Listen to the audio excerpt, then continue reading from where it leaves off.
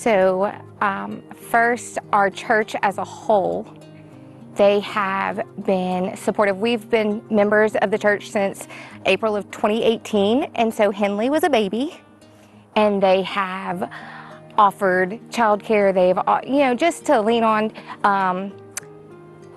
We had two older children, we have two older children as well, but just to be a part of a community that wants to lean on you and give you advice, or just be like, yeah, I know what that feels like.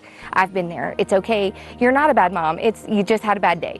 It's, that from that point to growing closer to individuals in the church and becoming a part of a community group in which Henley came in. The Dobbs family was so sweet. They had toys for her to play with, and she was included. And to make it feel comfortable and to feel safe for me, even Carter would go and Jada would go every now and then with me, and they were intertwined in it. They didn't get excluded. They weren't left out.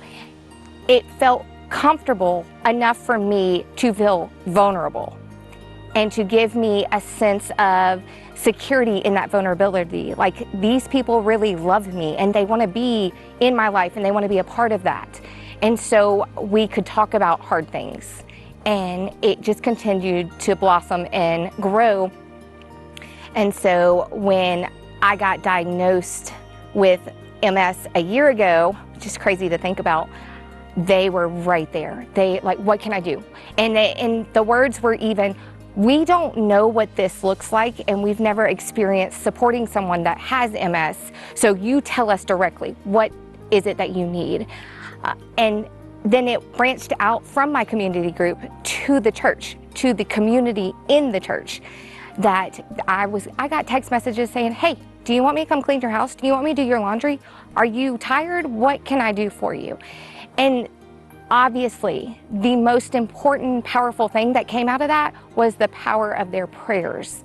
And that alone, I felt it, and I was like, yep, this is a safe place. This is 100%. I felt God's embrace through my church family, and I love it. And so they prayed for me for my symptoms, which, praise Jesus, I have very few now. They prayed for me for my medication and the delivery process and the financial expensive, coverage of that. And then we were getting on the right track, and then I lost Michael. And the blessing for me was that I could run to Lori's office when I got the news, and she immediately knew who to call. And nobody thought twice. They were there. And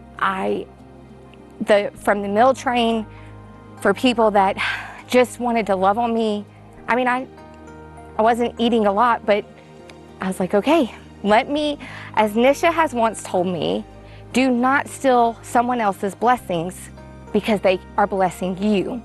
Let them bless you, and it can come back to them. And I was like, okay, I'll do that. They lifted me up. They showed up.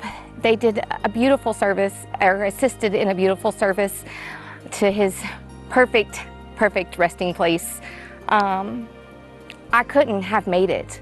Still standing here, it'll be 5 months at the end of this month, and it's just, I'm amazed. I'm amazed because I can say anything and know that they've got me. And it's because I stepped out and I was vulnerable, and I trusted in people that in the beginning felt like strangers. And then it grew into family. And so when the devil plays tricks and wants to play in my life, he forgets that I come with an army, because I really do. I have the best army behind me, and keep coming, because they're not going away. They're not going to stop. And I'm the same for them. Like, I want to show up for them. Tell me what I need to pray for. Tell me where I can help you. And so I truly believe that inside the church, listening to the sermons, that is just a small fraction of what you gain when you put yourself out there. And as vulnerable as it is to be like, but these people might look at me and think certain ways, it also turns around and is safe and it's secure because they're not there judging you, they're there holding you together.